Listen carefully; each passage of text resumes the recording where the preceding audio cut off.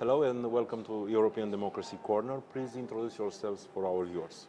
Yes, my name is Julian Röpcke. I'm a senior editor for security policy and conflicts at BILD newspaper, which is the biggest newspaper in Germany, and I even think in Europe when you look at this, millions of people going to the homepage a day. So yeah, I've been working there for 11 years within the newspaper, always dealing with conflicts, always dealing with hybrid threats, and especially, I have to say especially, unfortunately, with Russia's aggression against different parts of Europe. Of course, BILD is the source for many of our stories here in Moldova. It's one of the most trusted sources on when we talk about foreign affairs. What's the image of Moldova in German media? In German media, I think Moldova has a very special role because as of now, we are always talking about EU accession or possible EU accession of Ukraine and Moldova. So I did not see a single report over the past weeks where Moldova was only mentioned. And what about Moldova? Should they be in the European Union? What about their status? What about their readiness? What about corruption? No, it was always Ukraine and Moldova. So you are like a little twin, unfortunately, or fortunately, I don't know if this is the case, because the speed of the acceleration or of the accession is maybe also because of Ukraine is doing so much pressure on the European Union. So, but Moldova is mentioned as, I would say, a little twin of Ukraine right now. So that's quite interesting. I think it has positive and negative aspects. The negative is, of course, that Moldova is also mentioned in the context of Russian aggression, in the context of, let's say, a hostile environment here in Eastern Central Europe. But the positive thing, of course, is that it is mentioned as something which is reforming as we are speaking, which is getting more pro-European, more pro-Western. So it's a very special role, I would say. In the last years, Moldova and the European Union as a whole, but also between Moldova and the countries of the European Union on bilateral terms, the military perception of things has changed. We have a lot of common ground covered until now. A few days ago, Germany offered Moldova a batch of Piranha vehicles for the use of national army. What should Moldova be doing to improve its security stance during the integration talks? Yes, I think we are talking about hybrid threats, and hybrid should not be meant as purely non-kinetic. Hybrid means everything, from disinformation, from propaganda, from influence operation, from corruption schemes from Moscow to certain politicians here in the country, to also, unfortunately, kinetic threats like drone incursions, like also Russian soldiers or pro-Russian troops in Transnistria, for example. All these things are coming together. So I wouldn't mention only the Piranha or only armored vehicles, but I would think that if Europe wants to welcome Moldova in a way that it is a resilient country against all of these hybrid threats, it should of course be armed, if you want so, in many ways, with real weapons, with knowledge, with information tools, I would say, to counter all these propaganda things going on and disinformation campaigns going on. So I think this would be my idea, to always see it as a whole, to not say, okay, let's speak about military, but only about military. I think this did not work to a certain extent in Ukraine, for example, where when the Russian aggression, the full-scale Russian aggression started in 22, we were very much focused on military support, but not so much on social support. Many NGOs suffered. I think also the opposition suffered. The discourse and narrative atmosphere in the parliament suffered, and I think all of this was not really good. Of course, it's a country at war with martial law. All of this has to be taken into perspective, but I think with Moldova, we should take the approach of seeing it in a holistic way, of seeing hybrid threats as everything that could happen to your country, and therefore also addressing all of these things at once. Taking in account your field of expertise, how the population of the Republic of Moldova should understand the commitment to join European Union? What would be the advantages for the population of the Republic of Moldova during the integration talks, and of course after the integration as a member with full rights? Yeah. Well, I'm not a politician, so I cannot talk. Only regarding your field yes, of I mean, expertise. What I've seen over the past days, being here in Moldova, and it's not the first time, it's the third time I'm in Moldova, it is quite interesting for me that I see a certain gap between the public sphere, which is mostly, and the political public sphere, I mean, which is mostly pro-European, which speaks Romanian, if I may say so, or Moldovan Romanian, and the people on the ground, the people here in Chisinau, which I heard mostly speaking Russian, for example. And of course, it would be nice to say it's just language. It's nothing real. It's just people have different languages. That's no problem. In Ukraine, this is true to a certain extent. When also in Kiev, I think 70% of the population speak, or 55% speak Russian. But most of them still voted for a president who is very much pro-Western. But as you and me know, in Moldova, of course, these boundaries are not just language boundaries, they're also political boundaries, they're cultural boundaries, they are pro-Western, pro-Eastern boundaries. And I think all of this has to be addressed. And the people here have to understand, or also the government here has to understand, that if you want to join the European Union, you cannot just say, we are joining with this, what is it, 51, 52% majority in the polls and in the opinion towards Europe, but you have to take with you the whole society. I think it's really important to not let pro-Russian voices, pro-Russian oligarchs, pro-Russian politicians take over the Russian-speaking population here and then just say, okay, well, as long as we are more than 50%, it's quite okay, and we will go the Western way. I think you need to be careful that you are communicating to the whole of the society that Europe brings a lot of advantages. I think we have seen this today from the Baltic countries. I think the former Prime Minister of Lithuania was here. We have Estonian politicians here. They have major Russian minorities, which are in the capitals the majorities, and still you have a very, very tiny percentage of pro-Russian parties there. I think it's between 5 and 11%, which is really, really small. And even these pro-Russian parties, they are not openly pro-Russian. They are not committed to the Kremlin. They are more like saying, let's have another approach and let's take this more into perspective. But they will not join any pro-Russian demonstrations like some people are doing in Narva in Estonia, for example, watching this Russian celebration on the other side of the Narva River.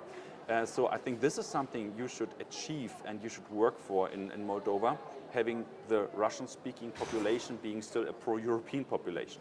And if you make these people understand that Europe has so many values with it, not just democracy, not just freedom of speech, but also wealth. I think wealth is a very important factor for everyone, no matter in Moldova or Germany, that the United Europe and the Western model of society and of economy, it brings wealth, and it just makes you, gives you a better life, gives your family a better life, and this is what everyone needs to understand. Everyone needs to understand in Romanian and Russian language, and this is why I think the government should be more open to all of these, I wouldn't say minorities, but all of the groups in Moldova to communicate this clearly, to make whole of the country, no matter the language, being pro-European.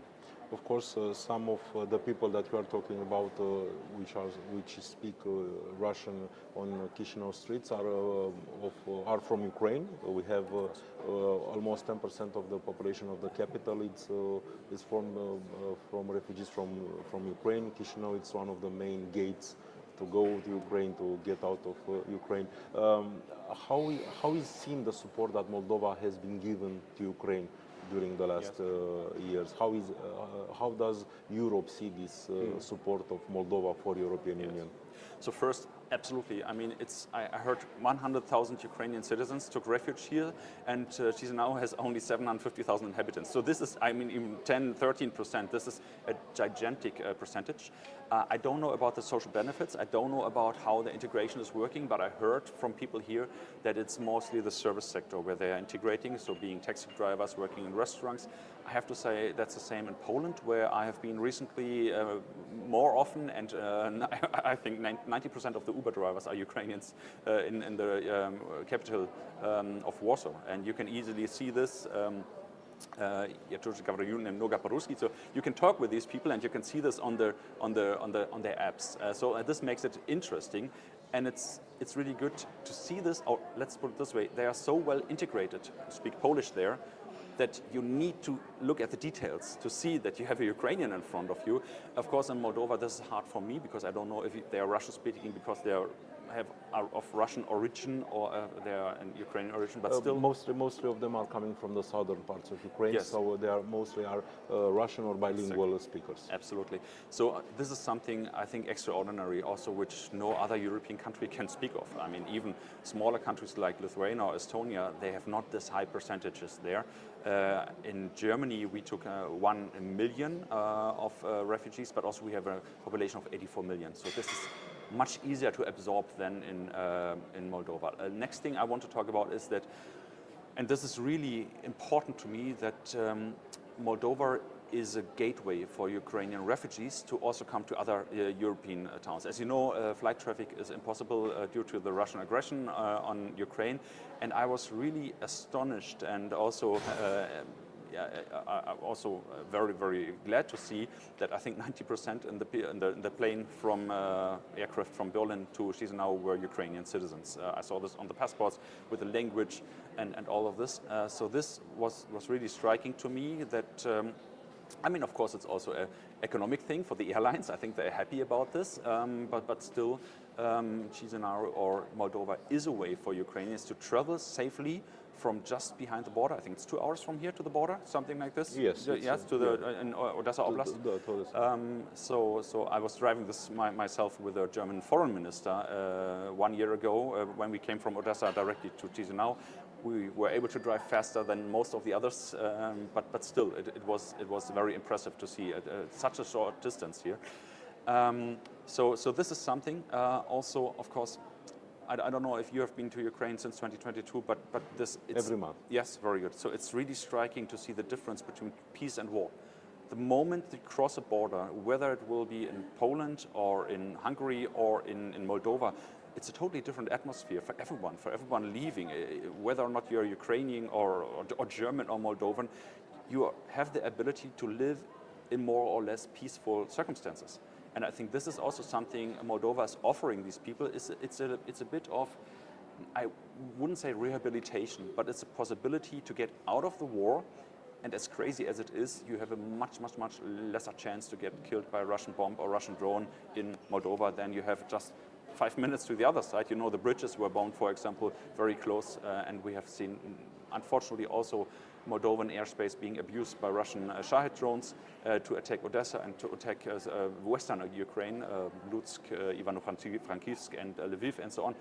And I think this is still something Moldova is doing very well. But speaking about this also gives me the opportunity to say what Moldova is not doing so well. Please. Which means protecting its airspace. I think it's absolutely crucial that Moldova must make sure to everyone around it, to its eastern neighbors and western neighbors, that its airspace cannot be used by Russian drones to attack Ukraine.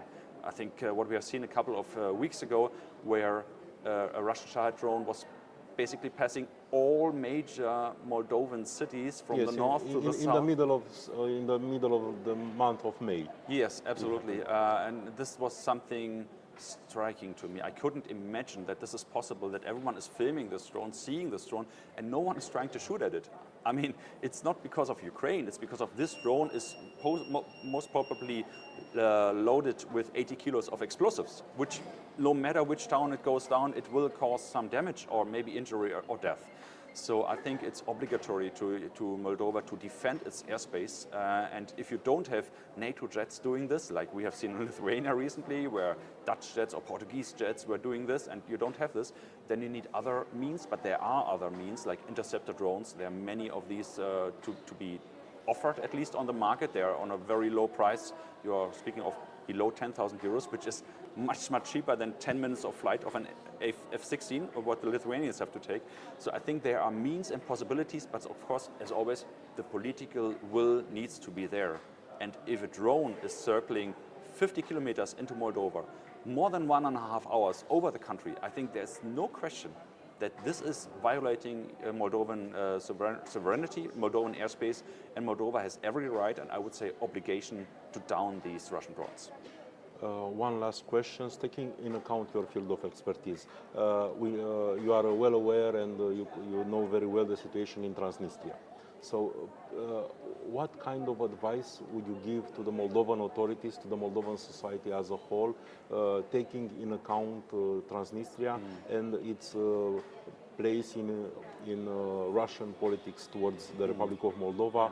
Of course, everybody said that Moldova should integrate in European Union with Transnistria. Yes. So, what kind of advices would you offer Moldovan authorities? Yeah. Again, I will not give advice because I'm not a politician here, and I also think it's on Moldova to decide on whether how to deal with Transnistria. Unfortunately, I think that it is not just a frozen conflict; it's also one of many Russian Trojan horses in these areas to have a frozen but still not hot but active conflict, which means that, of course, Russia will not allow Transnistria to become part of the European Union, because what would this mean for a government? Which government should be ruling over Transnistria? Which troops will be placed there? So I think it's a very difficult situation for Moldova. I think wishful thinking doesn't really help here to say, oh, maybe just try to speak with them and integrate both of them. I think when it comes to Cyprus, we see that it is possible to have a divided country, to have an occupied part of the country and still join the European Union. Northern Cyprus is in no way part of the European Union, no way even pro-European, I would say. It is very much binded to Turkey and all its interests. And still it's possible. I mean, it's possible for Cyprus to be a full European Union member. And I think this is the way I would go for now. It's not a perfect way, but I think it's very pragmatic. And you need to be pragmatic here. No one, I think, in the European Union demands you to integrate Transnistria, because everyone knows that the final say about Transnistria is not from Chisinau, it's from Moscow. So that's the reality I think we all have to live with. I would love to see Transnistria becoming part of the European Union and becoming part of Moldova. But as long as the Kremlin has other plans for this, I think we have to be realistic. And realistically, we see the borders here. And most of this, I think, will be and should be soon part of the European Union. And I know I said last question, but now it's the last question.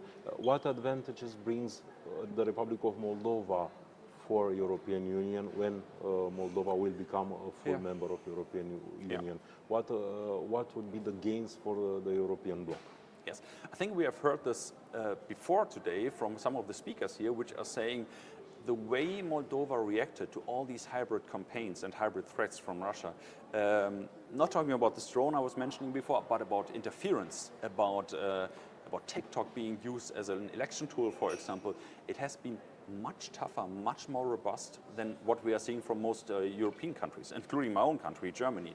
I think we have a major campaign being going on by pro-Kremlin parties, and I'm sure, and I know also that it's partially paid by foreign actors, not directly supporting these pro-Russian parties, but supporting the campaigns and supporting these social media campaigns.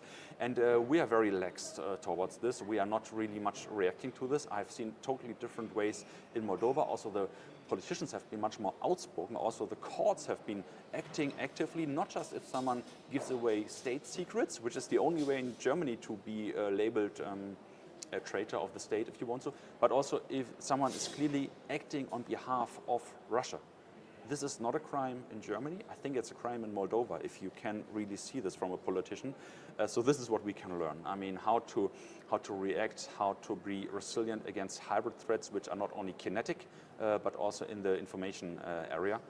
So I hope that Moldova can give lots of these expertises to us. I know that there is already cooperation between intelligence services from Moldova and Germany and France, as far as I know, to tell us what Russia can do, because we heard in the past that Moldova is sort of a playground for the Russians to test what is possible. And if it's successful on a smaller scale, 2 million people, correct me, then it could be successful on a bigger scale, like, I don't know, Denmark with 10 million or France with 65 million or something like this. So this is, I think, very important to see that Moldova, unfortunately, is a playground, but reacted very well to some of these threats. And this is what we should learn, and this is where we should listen to Moldova. Do you think that diaspora from Moldova and other eastern countries like Ukraine or like Georgia could become a threat to the European dream?